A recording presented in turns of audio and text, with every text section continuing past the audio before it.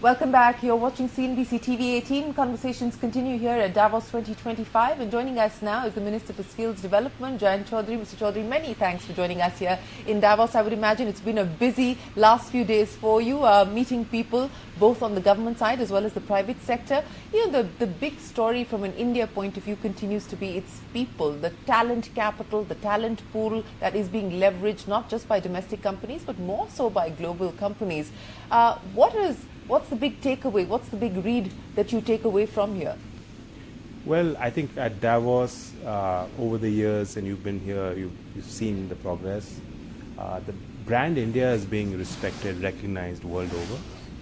And of course, the largest component of brand India is not the companies and not the governments and not the leaders as much as it's the people. They are well accepted in the communities where they reside. They are providing leadership. And India's role in the community, larger community of nations, the way they've taken up the leadership role, whether it's climate change or the finesse with which we organize the G20 track, and on various issues of global importance. Our positions are well reasoned and respected. So I think first time for me coming to Davos, but it was resounding. The way the respect for India, the interest in India, the curiosity, the desire to come to India and invest in India and invest in our people. Yes. Well, and that has been something that has been playing out through the Global Capability Center story, where India clearly is at the forefront at this point in time. But, you know, speaking about skills development in the context of a high-tech world, in the context of an AI-led and an AI-driven world, a lot of the heavy lifting, of course, the private sector will have to do, but it will also have to be in conjunction with the government. So what's the plan now as far as being able to address some of these new sectors, some of these sunrise sectors, so to speak, from a skills point of view? So I think Indian government has been doing the right things. Some of these new innovations, when they first come in, you have to give it time to grow, for every sector to understand the full potential, to be able to research, innovate, tinker. And I think that's the ground setting has been done by government. We have a national strategy for AI. We're trying to do the institutional building. There was some catching up to do. Our capacity to compute, our approach on open system versus proprietary, and our usage of digital technologies, the way we've utilized them for providing a social good, for dissemination and delivery of social welfare schemes, is also a part of that story. We know that 90 million plus mobile users, lowest data costs, there's adaptability of Indian consumers to accessing and using technology. So that is a kind of readiness that people can tap into. That's an open market. And I think even some of the AI story emerging, the innovation, the way government of India is saying that we don't need to have regulation, oversight, law as much as we need to have standardization, create resource centers, enable research. And let's unleash a new wave of private sector in India and let them take leadership on the global stage. We already have capacities. We have programmers, we have coders, technically minded people on STEM. 43% of women in higher education in STEM. So even the gender issue, because some concerns on AI, on ethical AI, and what it means is if the algorithms are not designed by people who are diverse, then the end product will not represent the world. Absolutely, the biases will. So the biases will continue. So there India's position on data sovereignty, our continuation of trust and the values that we represent, I think that is also important. And we're building all of that into the structures that we are creating for tomorrow. Even on AI, 16% of the global workforce on AI, with AI skills, is India. And recently QS on the Future Skills Index ranked India second. Stanford has said on AI penetration, they've released an index and they put us ahead of even USA. These are all encouraging signs. No, encouraging signs for certain, but what will you be focused on? What will you prioritize, especially when we talk about ensuring that we have the requisite skills for our people to continue to make good of this advantage? What is the government looking at specifically from an AI perspective today? I think right now we have to prepare. There is going to be some amount of disruption. There's a lot of fear and hype also being created that some jobs are going to be taken away. If you break down a job into a series of tasks, and that is what Skill Ministry has been advocating for, and we're working towards standardization. NCBT, which are the regulators, created occupation standards, nano credentials, micro credentials. You break down any job into a series of tasks, and you compare that and benchmark it to the global standard. So that's the whole exercise. And if you look at it that way, then AI is about complementarity. It's about augmentation. Jobs may not go away as much as they might make people in those jobs more effective and efficient. So that's good for everyone. But we have to prepare for that. Yeah. So AI readiness, foundational AI courses are something we're going to push out. I'm also Minister for Schools. Yes. And you know that schools across our network, even central schools, Kendriya Vidyalaya schools, Yes. Navodaya Vidyalaya schools, those students are already learning that foundational AI. There's a program with METI and private sector, Intel, big companies have come on board, IBM, Microsoft. They're helping us design those shorter term courses so that we can certify that a large percentage of our population is AI ready. But I would still urge corporate India, because CNBC, everyone watches, all the business leaders watch, tune in. I think every sector needs to have a dedicated AI team to ideate. And when you say AI, don't think you just need engineers and coders. You need thinkers, you need philosophers, you need people who understand market, you need non-technical people to talk to the technical people and create the products, create the layers.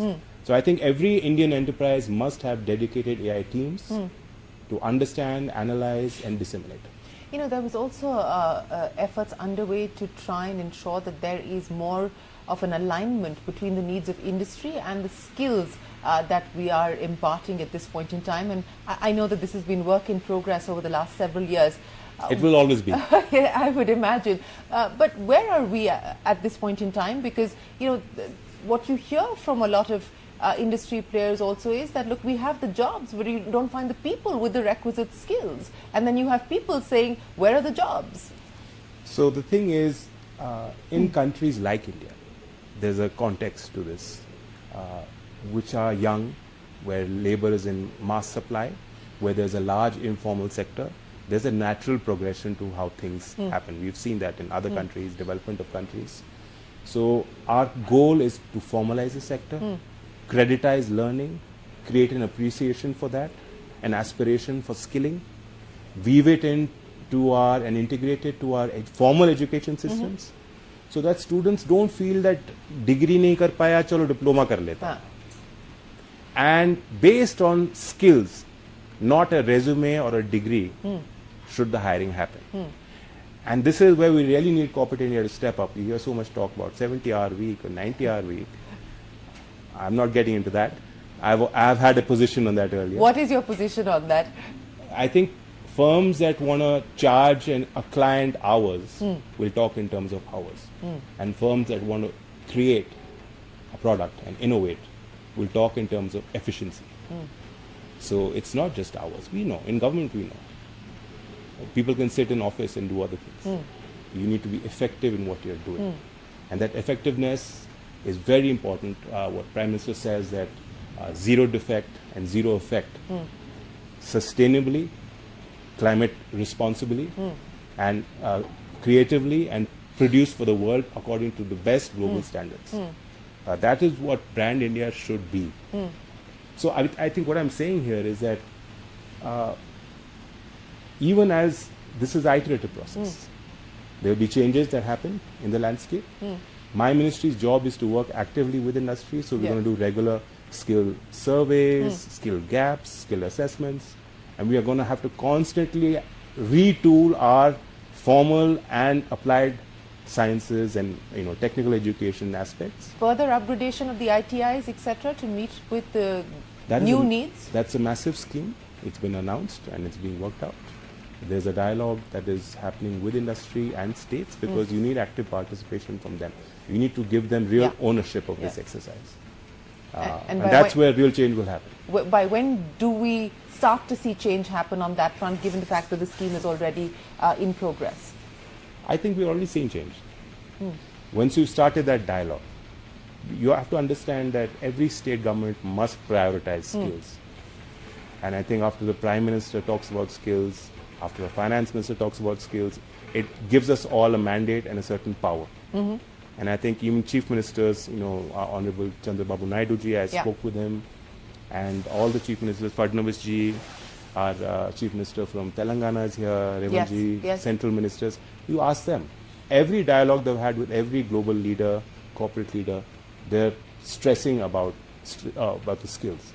You talked about India's position in the world, and let's talk about it from the context of skills and people, because we have a young population. Our demographic advantages are often been highlighted as one of our key advantages, and we have an aging population in large parts of the rest of the world.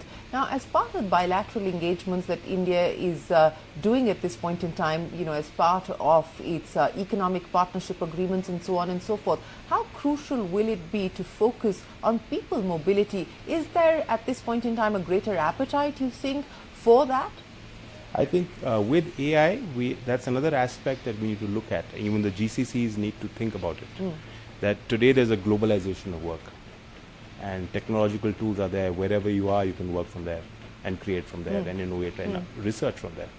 So I think there's a lot of reskilling and retooling that Indian corporates and centers that are manufacturing and producing for the world need to do to be competitive and to retain that edge.